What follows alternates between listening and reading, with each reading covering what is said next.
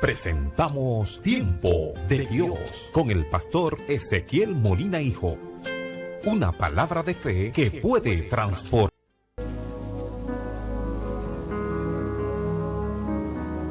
San Juan 11:53.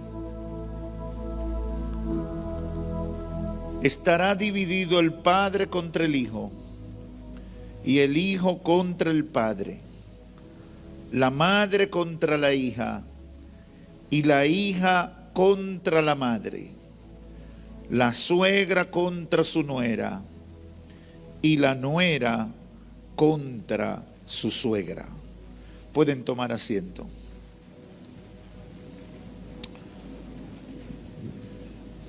Hoy, con la ayuda del Espíritu Santo, quiero reflexionar con ustedes por algunos minutos con el tema Jesucristo, el Jesús o el Cristo controversial, cuarta parte.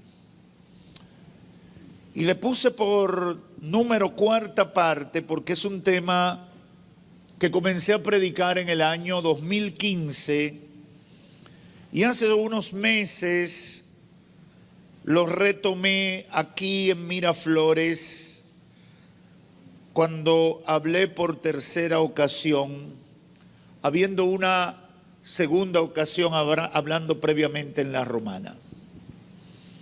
En esas oportunidades hablamos de la realidad que presenta el Evangelio de Juan en sus capítulos 6 y 7 en cuanto a las reacciones de la gente frente a la vida y frente al ministerio de Jesucristo. Decíamos que Jesús no encajó con el perfil o el formato que previamente la gente tenía de él. Por ejemplo, la gente común, como los que recibieron comida en la multiplicación de los panes y los peces, quería convertirlo en rey. Su familia no podía comprender la trascendencia de su persona y ministerio, y dice Marcos que en un momento lo consideraron que estaba fuera de sí. Asimismo lo relata el evangelista.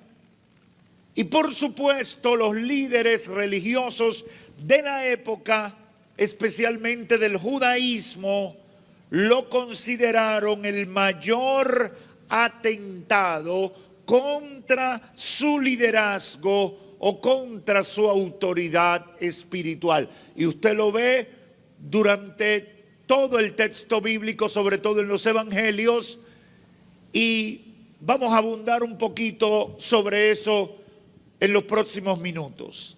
Ahora, en esta oportunidad quiero concentrarme en el choque de la persona y ministerio de Cristo con la sociedad y el pensamiento de la época. Esto es importante, porque en todo lo que hemos hablado anteriormente, de alguna manera queda expuesto el pensamiento de esa sociedad, pero hoy quiero de manera puntual analizar con ustedes el impacto de Jesús en la sociedad que lo convierten en un personaje controversial. Y por supuesto lo que eso significa para nosotros que somos su iglesia, que somos sus discípulos, que hemos quedado a cargo del ministerio que Él comenzó. ¿Cuántos se declaran discípulos de Cristo? ¿Cómo veía la sociedad a Cristo? ¿Se ha hecho usted esa pregunta? ¿Cómo la sociedad del siglo I, de la primera mitad del siglo I, cómo veía la sociedad a Cristo?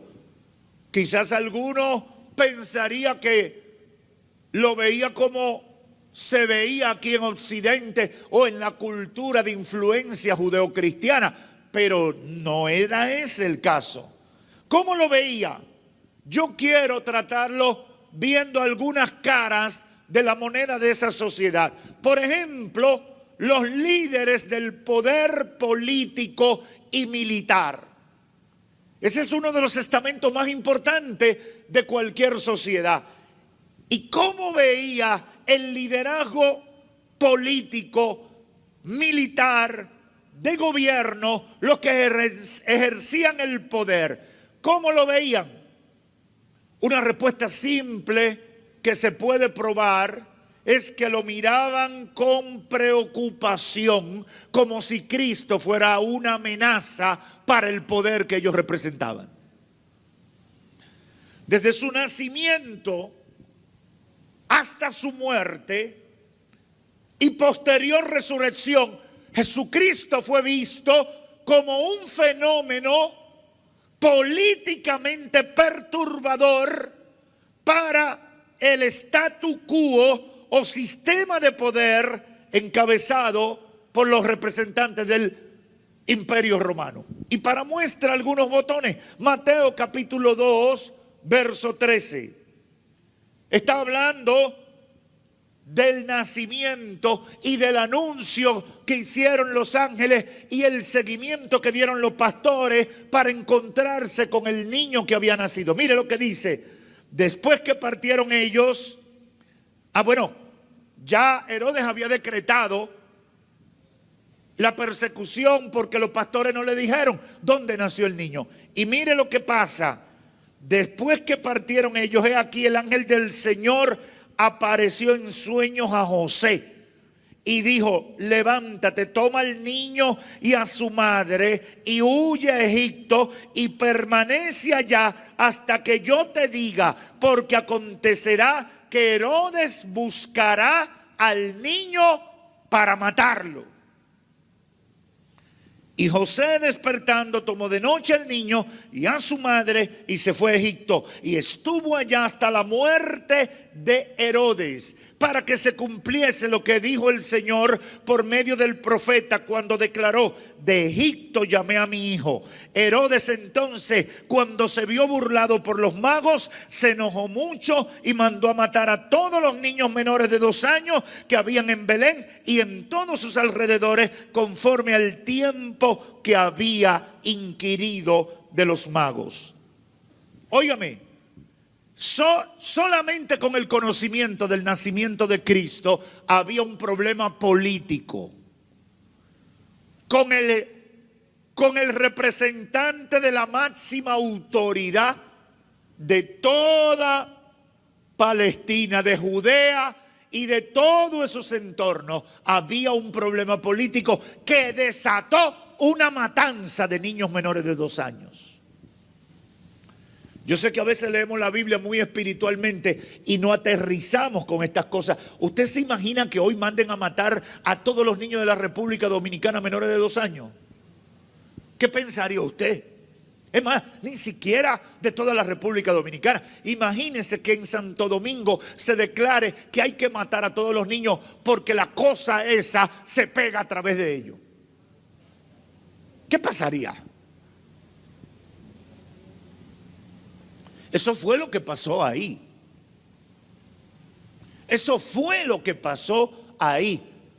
Se desató solamente porque el nacimiento del niño Jesús ocurrió, perturbó a la máxima autoridad de ese lugar, que lo llevó a decretar una matanza generalizada. Y uno se pregunta, ¿pero y por qué? ¿Por qué hay que matar? ¿Cuál es el miedo? Pero vamos a seguir para no detenernos ahí. Si seguimos caminando, nos damos cuenta que eso no terminó con el nacimiento. Continuó con su vida y ministerio. Muchos pasajes bíblicos hablan de que trataban de apresar a Cristo. Después lo apresan. En su muerte y en su resurrección también despertó todo tipo de preocupaciones. Por ejemplo, cuando Jesús es llevado por los líderes del judaísmo ante Pilato, vea lo que pasó. San Juan 19:12. Como resultado de esto, Pilato procuraba soltarle, ¿Qué procuraba Pilato? ¿Qué quería Pilato? ¿Por qué quería soltarlo? Porque no vio problema en él. Ahora, mire cómo sigue. Pero los judíos gritaron diciendo: si sueltas a este, no eres amigo del César. ¿Quién era el César? La máxima autoridad del imperio romano. Todo el que se hace rey se opone al César, dicen los judíos que gritaban. Verso 3, entonces Pilato, cuando oyó estas palabras, sacó fuera a Jesús y se sentó en el tribunal en un lugar llamado el Empedrado, y en hebreo Gábata, y era día de preparación para la Pascua, era como la hora sexta. La hora sexta era el mediodía, era como la hora sexta, y Pilato dijo a los judíos: he aquí vuestro rey. Entonces ellos gritaron: fuera, fuera, crucifícale. Pilato les dijo: he de crucificar a vuestro rey. Y los principales sacerdotes respondieron: no tenemos más rey que el César. Así que entonces le entregó a ellos para que fuera crucificado. Y unas horas antes le había dado una pela y un maltrato para que fuera calentando. En el proceso también lo envió a Herodes, de acuerdo a la versión de Lucas 23:6. Y dice: Pilato, oyendo decir Galilea, preguntó si el hombre era Galileo, y al saber que era de la jurisdicción de Herodes, le remitió a Herodes que en aquellos días, ya el hijo del otro Herodes.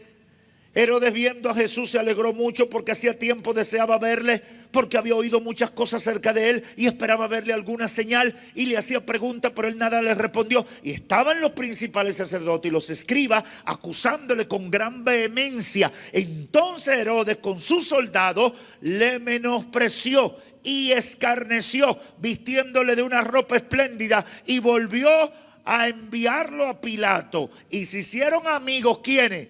Pilato y Herodes, porque antes estaban enemistados. Yo sé que estoy leyendo mucho y a veces a los pentecostales no les gusta eso, pero yo te estoy ubicando a la luz de la palabra cómo se manejaba el tema de Cristo. Porque para mí está muy claro que es un referente para nosotros los creyentes, sobre todo en este tiempo. Pero no voy a seguir con el poder político, militar y religioso. Quiero ver cómo lo veía otro sector de la sociedad. Y me voy a referir a los necesitados y al pueblo común. Ahí habían varias visiones. Por ejemplo, los necesitados, muchos veían a Cristo como un milagrero. Lucas 5:15 dice: y su fama se difundía cada vez más, y grandes multitudes se congregaban para oírle y ser sanada de sus enfermedades. Pero con frecuencia Jesús se retiraba a lugares solitarios y oraba. ¿Qué pasaba? La gente venía en grandes multitudes porque querían verlo, no porque querían convertirse, querían que lo sanara. Querían que les resolviera su necesidad. No venían porque sentían una necesidad espiritual, no, querían una solución a un problema físico o material que era la urgencia que ellos tenían. Había otro tipo de necesitados, los que tenían hambre, los que no dominaban el peso, los que tenían una crisis económica. Mire cómo dice Mateo 21, 9 al 11, y las multitudes que iban delante de él y las que iban detrás gritaban diciendo: Hosanna al Hijo de David, bendito el que viene en el nombre del Señor. Cuando él entró en Jerusalén, toda la ciudad se agitó y decían: ¿quién es este? Las multitudes contestaban: este es Jesús de Nazaret de Galilea. ¿Usted sabe por qué lo estaban victoriando? Porque él le había dado de comer a muchos y ya lo querían para presidente.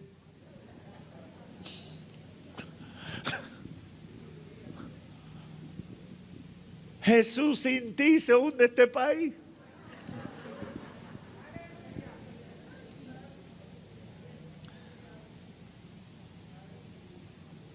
Juan 12 al 19 dice: al día siguiente, cuando la gran multitud que había venido a la fiesta oyó que Jesús venía a Jerusalén, tomaron hojas de las palmas y salieron a recibirle y gritaban: Hosanna, bendito el que viene en el nombre del Señor. Jesús, hallando un asno, se montó en él, como está escrito: no temas, hija de Sión, he aquí tu rey viene montado en un pollino de asna. Sus discípulos no entendieron esto al principio, pero después, cuando Jesús fue glorificado, entonces se acordaron de que esto se había escrito de él y de que habían hecho estas cosas. Y así la multitud que estaba con él, cuando llamó a Lázaro del sepulcro y lo resucitó de entre los muertos, daba testimonio de él. Por eso la multitud fue también a recibirle, porque habían oído que él había hecho esta señal con Lázaro. Entonces los fariseos se decían unos a otros: ven que no conseguimos nada, todo el mundo va detrás de él. Jesús era un problema para la sociedad. Los que estaban en el poder político tenían miedo de que él representara una revolución. Los que estaban en el poder religioso tenían miedo de que la gente lo siguiera a él y se olvidara de ellos. Los necesitados de todo tipo querían bregar con él porque era el hombre solución, pero tenían un pensamiento muy diferente a lo que Cristo quería hacer con ellos y a lo que había venido como su misión y su propósito a esta tierra. Lo que le pone la tapa al pomo lo encontré en Lucas 12:13. Y aquí hay un grupo que quiere a Jesús como solucionador de su problema de justicia. Le dijo uno de la multitud: maestro, dile a mi hermano que parta conmigo la herencia. ¿Usted cree que Cristo era abogado, juez para repartir herencia? Y Jesús le dijo: hombre, ¿quién me ha puesto a mí sobre ustedes como juez o partidor? Es decir, usted está loco, varón.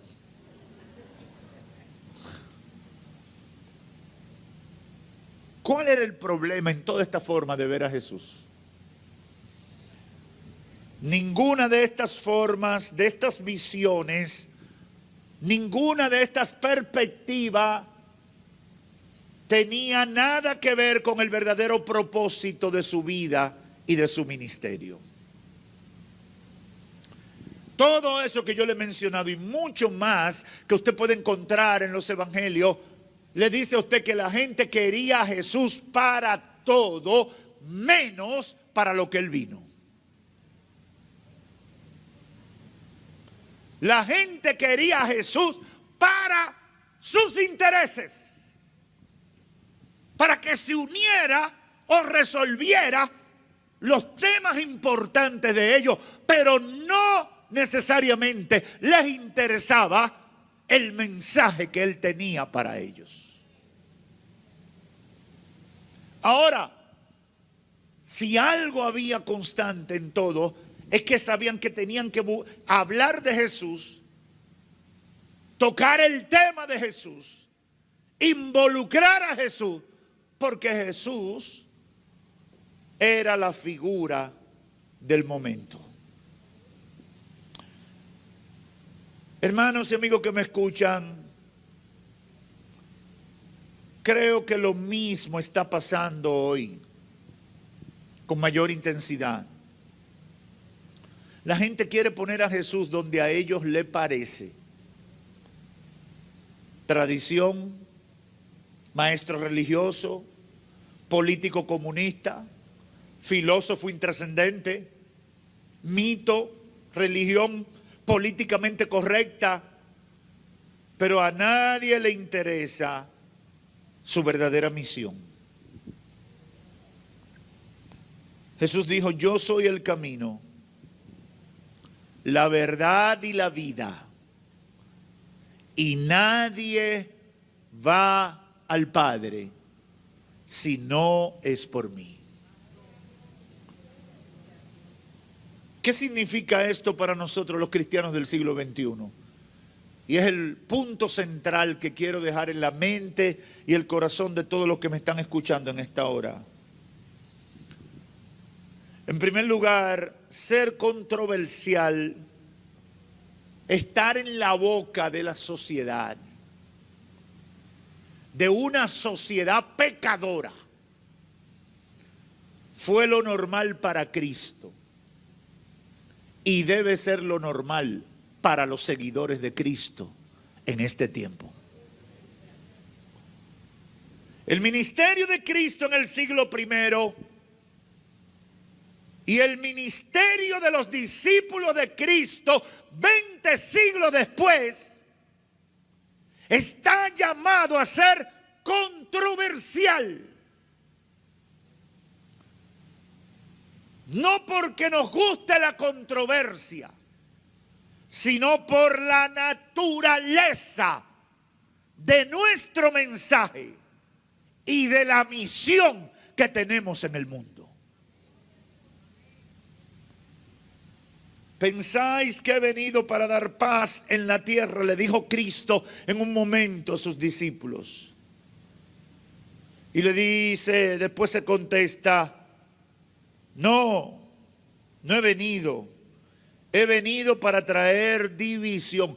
Le voy a ser honesto, por mucho tiempo ese versículo yo no lo procesaba. Por mucho tiempo yo no lo procesaba. Que he venido para traer división. Cristo, identificarse así. Pero después de meditar y de toda una cantidad de experiencia y ver todo esto de manera macro en el desenvolvimiento de la vida y el ministerio de Cristo, he entendido perfectamente.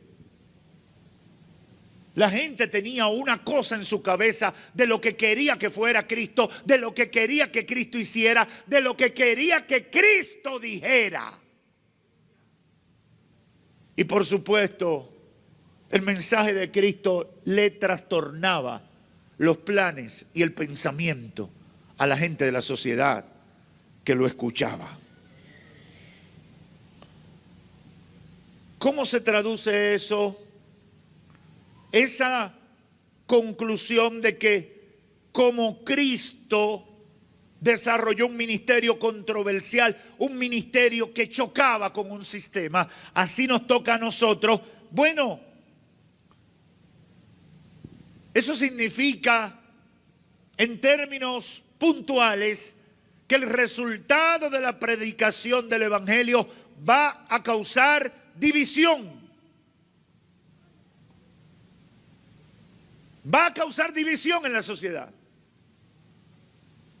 Cuando uno diga, usted no tiene que ir muy lejos, hable en el grupito de la gente con la que usted trabaja en cualquier sitio y hasta dentro de su familia, y diga algo como esto: los adúlteros, los mentirosos, los fornicarios y hechiceros se van para el infierno.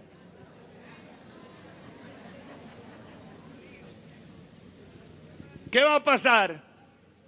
Ya le van a decir, ay, qué lindo. ¿Usted cree que le van a decir así? ¿Que usted cree que le van a decir, ay, qué bonito, me gusta Jesús? ¿Usted cree que le van a decir así? Le van a decir, mira ¿qué es lo que tú te crees? Mira. Y si a eso usted le dice, y lo borracho.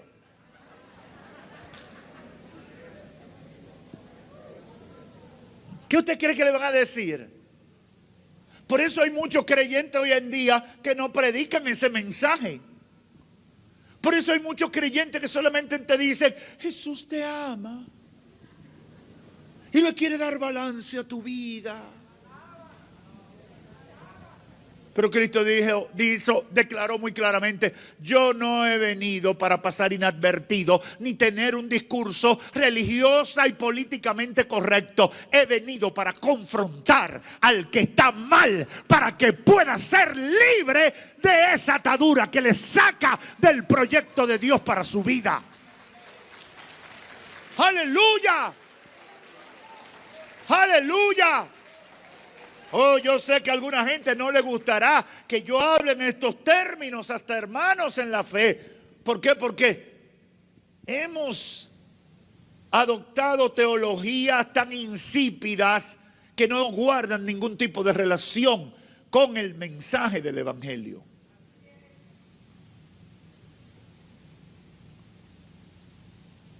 Los filósofos de las diferentes escuelas en tiempos de Pablo estaban de acuerdo en muchas cosas. También lo estaban los adoradores de las diferentes religiones falsas y deidades falsas. Pero cuando le fue predicado el Evangelio y muchos fueron sacados del poder de Satanás e introducidos en el reino de Dios, comenzó un trastorno. ¿Qué declararon en Tesalónica cuando llegaron los siervos de Dios? He aquí, los que trastornan al mundo también han llegado a esta ciudad. ¿Usted está entendiendo? Y le hace Hechos 16 y Hechos 17 para que tome muestra. Yo no tengo el tiempo de leerlo ahora. Y dice la Biblia que se enfurecían. A Pablo y su equipo le dieron azotes. En Filipo lo metieron en lo profundo de la cárcel. A Pablo y a Silas. Usted puede leerlo ahí en el libro de los Hechos.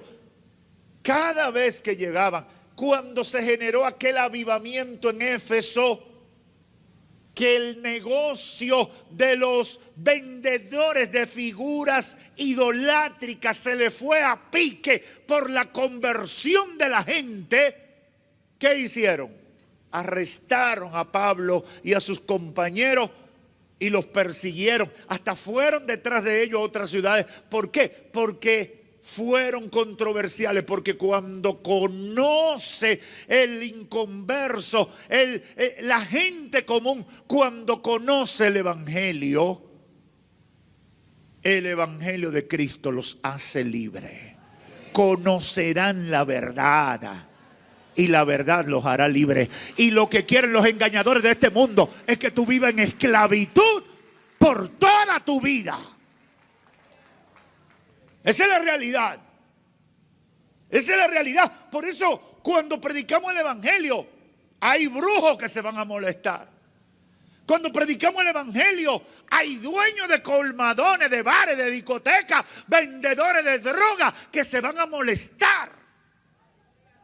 ¿Por qué? Porque el Evangelio trae libertad.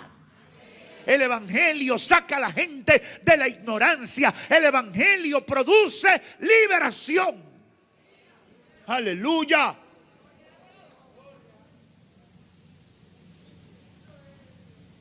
El resultado de la predicación causaría división.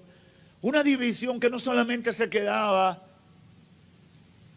en los vínculos de tercer nivel, sino hasta en lo de primer nivel, como en el caso de las familias, como comenzamos leyendo. Estará dividido el padre contra el hijo contra el padre, la madre contra la hija, etcétera, etcétera, etcétera. ¿Por qué? Muchos de los que están escuchándome cristianos saben las batallas que han tenido cuando se convirtieron. Cuando una persona se convierte, está deseoso de dar testimonio a su familia. Pero a veces ese testimonio generará odio y rechazo. ¿Qué es lo que tú te crees ahora? Mira después que se bebió tanta cerveza, di que ahora vamos para la iglesia. Mira después que se dio vida con tantos hombres y mujeres ajenos. Y dije que ahora que él es un hombre serio. O ella es una mujer tranquila. Mire. ¿Y qué es lo que tú te crees? Y comienza una batalla a veces en la misma familia. Pastor, no me diga que ese hombre me hizo mucho a mí. Diga que él le convirtió ahora. Eso es para engañarme otra vez. Y comienzan unas batallas, unas situaciones que van de gris a oscuro. ¿Cuál es la conclusión de todo lo que he tratado de plantearle en esta oportunidad? ¿Cuál ha sido la intención primaria de toda esta analogía? Es que no podemos temer a la controversia que produzca el mensaje revolucionario del Evangelio de Cristo. Hermano, no temas a dar testimonio de Cristo. Hermana, no temas a dar testimonio de Cristo. Hermano, hermana, no temas a dar tu opinión de qué tú crees de lo que está pasando. Oh, yo sé que le estoy hablando a una iglesia atemorizada en el mundo occidental. Tenemos una iglesia cristiana atemorizada porque Satanás se ha levantado con fuerza y ha utilizado todo tipo de estrategias. Y no voy a entrar en detalle porque el tiempo no me lo permite, pero usted y yo sabemos que hay una ofensiva satánica contra la iglesia en este tiempo. Oh, yo no sé si me escuchaste. Hay una ofensiva de alto nivel en el mundo occidental, porque no está pasando en Oriente. Es donde la iglesia cristiana es más fuerte. Satanás ha desatado una ofensiva terrible. ¿Y qué está buscando en primer lugar con todo lo que está pasando? Infundir temor. Silenciar a la iglesia. Taparle la boca a los cristianos. Léase el libro de los Hechos. Léase la vida y el ministerio de Cristo. ¿Qué buscaba el diablo actuando a través de diferentes sectores en la sociedad? Abortar el proyecto de Dios para reconciliar al mundo con Dios por medio de la obra redentora de Cristo Jesús. Satanás no quiere que tú hables. El diablo y su sistema no quiere que tú te expreses. Satanás no quiere que tú digas Cristo salva. No quiere que tú digas Cristo sana. No quiere que tú digas el pecado te separa de Dios. No quiere que tú digas que hay un infierno y ahí irán los mentirosos, los ladrones, los orgullosos, los falsos, los abusadores y todo el que habla y hace iniquidad. Satanás no quiere eso. Y quiere silenciar a la iglesia. Y déjeme decirle, ha logrado avanzar a muchos. Ha logrado callar a muchos. Ha logrado silenciar a muchos para que no den testimonio de su fe. Yo me siento tan triste cuando yo veo en las redes sociales que depotrican el evangelio, dicen cosas terribles de los cristianos y muchos cristianos no dicen ni esta boca es mía para refutar lo que esos incircuncisos filisteos están hablando en mal del evangelio. Porque tienen miedo. Tienen miedo de que le quiten la visa. Tienen miedo de perder un empleito. Tienen miedo. Yo he venido aquí y no tengo duda de que para este momento Dios me dio esta palabra para decirle a la iglesia: despierta del sueño, porque si no te despierta, el diablo te come. Te va a comer a ti, se va a comer tus hijos y se va a comer la iglesia.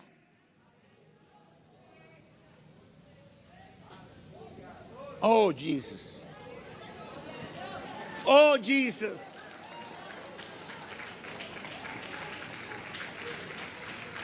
No podemos temer a la controversia que produzca el mensaje revolucionario del evangelio. ¿Por qué? Porque tenemos que ser contestes con nuestra misión profética. El Señor, además de eso, ha prometido el respaldo sobrenatural del Espíritu Santo. Me encanta como lo dice Lucas capítulo 12, verso 11 y 12, cuando dice: y cuando los lleven a la sinagoga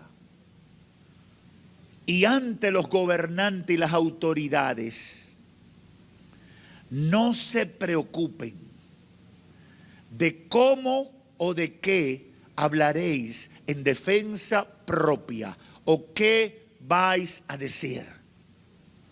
Porque el Espíritu Santo en esa misma hora os enseñará, aleluya, lo que van a decir.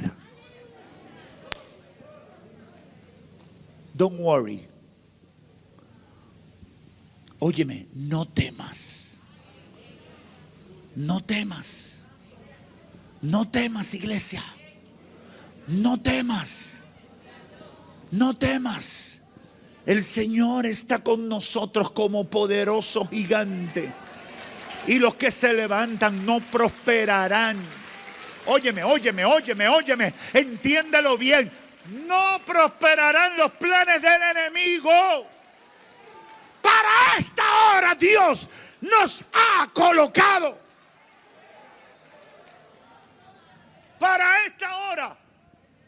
Y déjeme decirle, el que tenga miedo que se vaya ahora.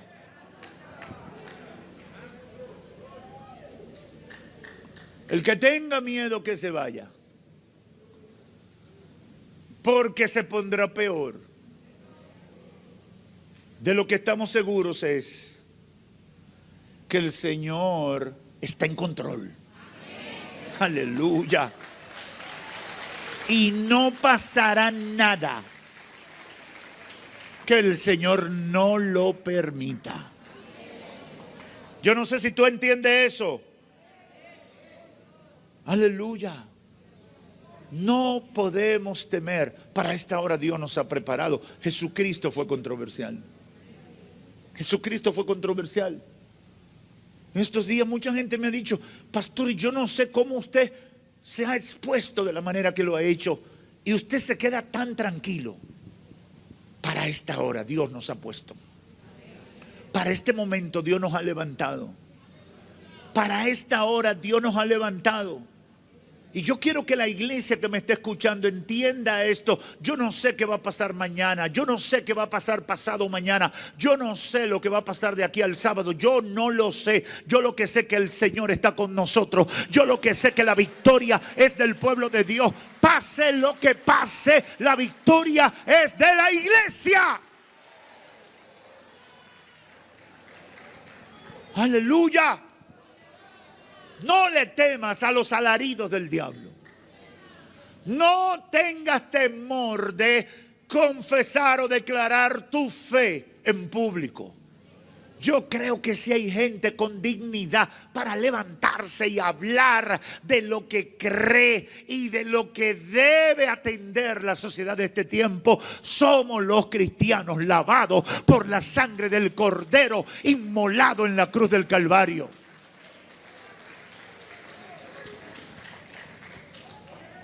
No vamos a poder ser políticamente correctos. No vamos a poder ser de esta u otra manera como quiere la sociedad.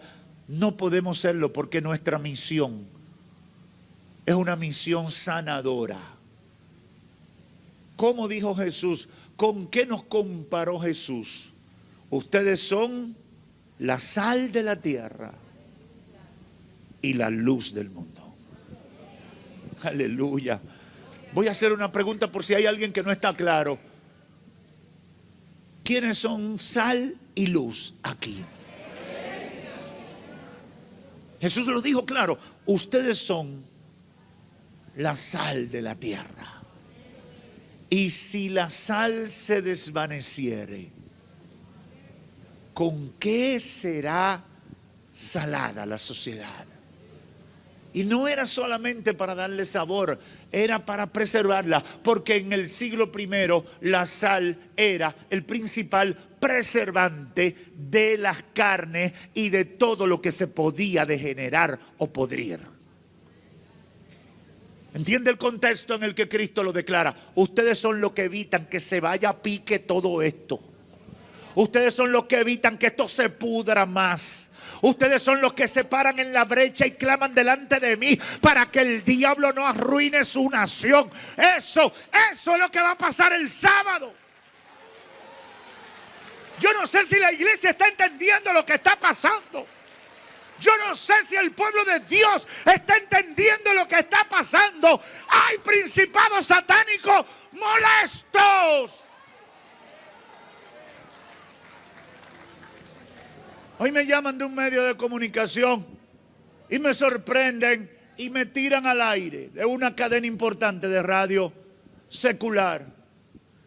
Y entre los ganchos me tiran gancho y me tiran gancho, y yo nadando con la sabiduría del Espíritu Santo. Y finalmente me dice, pero pastor, usted no debería considerar evitar que se suspenda la batalla de la fe. Cuando dijo eso yo dije, diablo, sacate las uñas. No se lo dije a él porque él no me iba a entender. Pero en mi espíritu, en mi interior, entendí claro. Porque el propósito de Satanás es crear cualquier disturbio para que se evite que la República Dominicana sea un país que tenga a Dios en el centro de su bandera.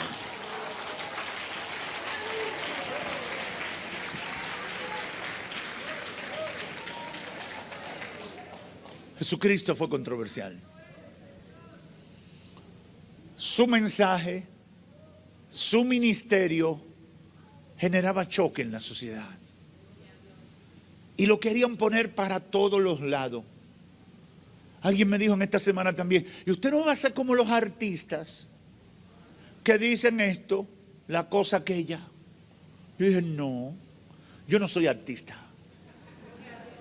Yo soy pastor de almas. Aleluya.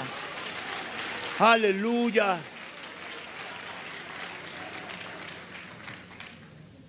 Jesucristo, con su mensaje y su ministerio, causó controversia porque no encajaba con lo que quería la sociedad del momento. ¿Hizo Cristo lo mal hecho? No. ¿Le robó algo a alguien? No. ¿Le hizo daño a alguien? No. ¿Y entonces por qué chocaban con él?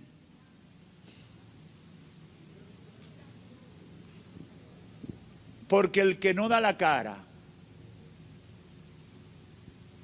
ese mentiroso y engañador, que lo destronaron del tercer cielo por conspirador, como sabe que está derrotado, no se enseña, sino que manda a sus esclavos a hacer ruido en contra del proyecto de Dios. Pero yo no sé si tú eres parte, pero Dios ha levantado una iglesia para este tiempo. Hay muchos que ya se quedaron en el camino, pero la verdadera iglesia estará de pie como columna y baluarte de la verdad, dispuesta a dar su vida si fuera necesario por la causa del Evangelio de Cristo.